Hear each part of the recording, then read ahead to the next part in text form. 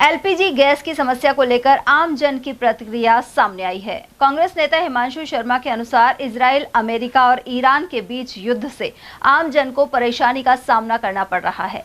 सरकार के दावों के बावजूद गैस एजेंसियों पर कतारें लगी हुई हैं। साथ ही 25 दिन में एक सिलेंडर मिल पा रहा है। इसके अलावा घरों तक सप्लाई बाधित है।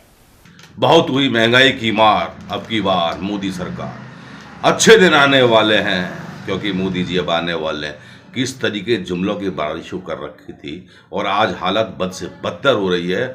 आम आदमी की महंगाई के कारण कमर तोड़ कर रख दी है। आज एलपीजी की हालत देखिए आप, बद से बदतर हालत बना दिया है। लोगों के घर में चूल्हे जलने शुरू हो गए हैं। सन 47 की याद आने लगी है। लोग लकड़ियां लेकर सरों पर लेके आ रहे हैं।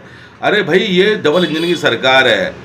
मैं कहता हूँ प्रोडक्शन हमारे बाड़मेर में ही रिफाइनरी का हो रहा है, हमारे बॉम्बे में भी प्रोडक्शन हो रहा है। उस प्रोडक्शन को क्यों नहीं बढ़ा रहे हैं? ठीक है, ये मानते हैं 60% तेल बाहर से आता है, यूएई से आता है, कतर से आता है, और रोटी तो परिमित हुआ है, सप्लाई तो पूरी मिल ही रही है। तो क्यों आपने आज जहाज ज़्यादा नहीं बढ़ा रहे हो? आप क्यों संख्या नहीं बढ़ा रहे हो? जब हमारे देश में स्टोरेज की भी कमी है, स्टोरेज को उनको बढ़ाना चाहिए। मोदी जी को सारी की सारी व्यवस्थाएं करनी चाहिए। निश्चित रूप से मैं ये कहना चाहूँगा कि आने वाले चुनावों में जनता ने जो ध्वज झेल रही है, जिस तरीके से हाहाकार मचा रखा है, लोग खाने के लिए तरस रहे हैं, सिलेंडर 2,500 रुपये के मिल रहे हैं, तो ऐसी हालात जो हो रही है। अभी तो युद्ध सिर्फ ईरान और इजराइल और अमेरिका के बीच में है। अगर हमारे ऊपर सपोज करो अगर कोई विपत्ति और युद्ध आता तो हम तो दर दर की ठोकरें खाने को जनता मजबूर हो जाती। जहां 3 दिन युद्ध शुरू हुआ नहीं और 60 रुपए आपने बढ़ा दिए। इतिहास में 933 रुपए का सिलेंडर एक आम आदमी किस तरह वहन कर रहा है। मैं कह रहा हूँ इस सरकार ने जो काम किए हैं वो जनता इतनी ज़्यादा इनसे नाराज है कि आने वाले समय में इनको भागना पड़ेगा। एलपीजी की व्यवस्था ये चाहे तो करा सकते हैं, पेट्रोल की डीजल की व्यवस्था चाहे तो ये कम कर सकते हैं, रेटों को सब्सिडी दे सकते हैं, लेकिन उनके मुनाफे में कोई कमी नहीं आ रही है। एलपीजी का सबसे ज़्यादा तो वितरक हमारे रिलायंस ग्रुप है, और रिलायंस किनका है ये सारी देश की जनता जानती है। ये चाहे जब मदद कर सकते हैं जनता को, लेकिन जनता को परेशान कर रखा है। नवरात्रों का समय है, इतना शानदार ऐतिहासिक समय, पूरे हिंदुस्तान में, पूरे राजस्थान में और ख़ासतौर से अलवर जिला में तो इतने धार्मिक आयोजन होते हैं, ऐसे ऐसे कार्यक्रम होते हैं, लेकिन वो सारे जो है ठप कर दिए गए हैं। तो इस अवसर पर मैं देश के प्रधानमंत्री से, हमारे प्रदेश के माननीय मुख्यमंत्री जी से अपील करना चाहूँगा कि कम से कम जनता के दुख और दर्द को समझने का प्रयास करें, एलपीजी की व्यवस्था करें। 25-25 दिन में, एक महीने में सिलेंडर लोगों के पास में आ रहा है, उस चीज़ उसको रोकें। ज़्यादा से ज़्यादा जहाज वहाँ भेजकर सप्लाई को लाकर स्टोरेज करें, जिससे आम जनता को राहत मिल सके। वहीं एक जागरूक नागरिक ने बताया कि वे टूर पर सप्ताह में 3 दिन बाहर जाते हैं, लेकिन अधिकांश जगह होटलों में खाना मिलने में समस्या सामने आ रही है।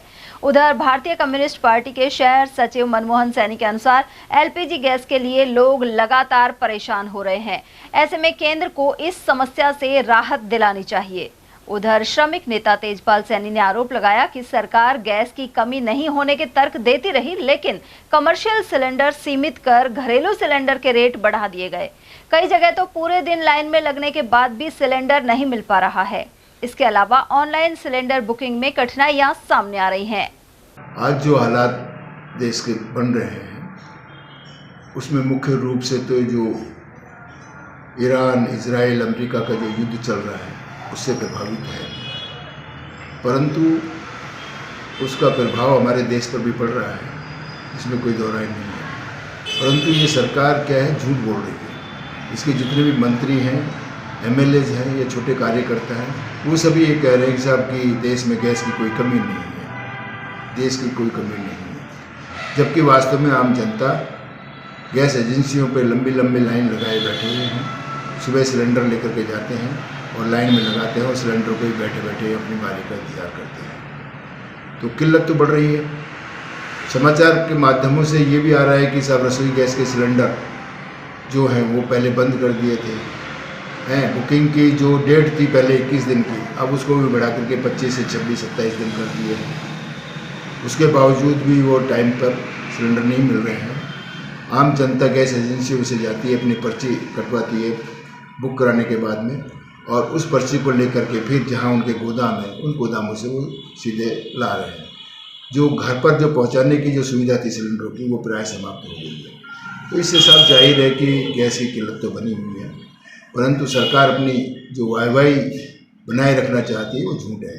बल्कि ऐसी परिस्थितियों में तो सरकार को चाहिए कि जनता से साफ बात करे कि गैस की स्थिति ये है और अपनी सावधानी से गैस का उपयोग करें, जिससे कि आम जनता में त्राही या ब्लैकमेलिंग, ऐसी स्थिति में ब्लैकमेलिंग भी बढ़ रही है, क्योंकि बहुत से जो पहुंच के जो आदमी हैं वो अपने पास सिलेंडर ज़्यादा रखते हैं और ब्लैक में भी वो बेचते हैं।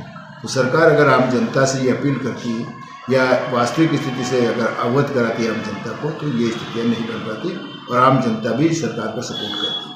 परंतु आज सरकार झूठ पर झूठ बोली जा रही है कि साहब मुमूर्त से साहब हमारे 4 जहाज आ गए, इतने टन गैस आ गई, इतनी वो आ गई। ये सब बकवासबाजी करने की कोई ज़रूरत नहीं होनी चाहिए थी और सरकार आम जनता को गुमराह कर रही है, भ्रम फैला रही है जो गलत है। और ये जबकि दूसरे जो भी राजनीतिक दल हैं उन पर कह रहे हैं कि साहब ये इस तरह की जो बकवासबाजी कर रहे हैं देश हित में नहीं है, वो भला में नहीं है। तो ये स्थिति है, ये सरकार वास्तव में आम जनता को गुमराह कर रही है, ब्लैकमेलिंग कर रही है। जब सरकार ये कह रही है कि हमारे पास में गैस पर्याप्त मात्रा में है, उसके बावजूद 60 रुपये पर सिलेंडर क्यों बढ़ा दिए? इससे साफ जाहिर है कि सरकार को एक बहाना चाहिए था और 60 रुपये सिलेंडर आम जनता पर बोझ और लाद दिया गया है। रसोई गैस है, उसमें सारी स्थिति, सारे देश की स्थिति इस तरह की है और बहुत सारे होटल तो बंद ही हो गए। जो व्यावसायिक कॉमर्शियल सिलेंडर मिलना था वो भी नहीं मिल पा रहा। और रसोई के जो हमारे मोदी जी हैं वो बड़ी तरह तरह की बातें करते हैं। और आप ये देखिए, गुजरात के अंदर ही लोग पलायन करने, मजदूर हैं जो उनको सिलेंडर नहीं मिल रहा, 3-3 हज़ार में सिलेंडर मिल रहे हैं, तो मजदूर क्या करें? इन स्थितियों को कम से कम संभालना चाहिए। हमारे मोदी जी कहते हैं कि मैं आविष्कार कर रहा हूँ और उन्होंने इस तरह का आविष्कार किया कि नाली के अंदर आप जो गैस निकलती है उसको डाल दो और उससे चूल्हा रख दो और उस पर चाय बन जाएगी। ये देश 21वीं सदी की ओर जा रहा है और हमारे मोदी जी किस तरह की बातें करते हैं। मोदी जी, आज मजदूर लाइन के अंदर खड़े हुए हैं, मजदूर रो रहे हैं, आपने ये भी नहीं किया और उसके गैस के दाम और बढ़ा दिए। आप कुछ करिए, ऐसे नहीं होगा। अलवर के अंदर भी और भी स्थिति खराब है। अलवर के अंदर 2.5 कम से कम 2-2 हज़ार के गैस सिलेंडर मिल रहे हैं।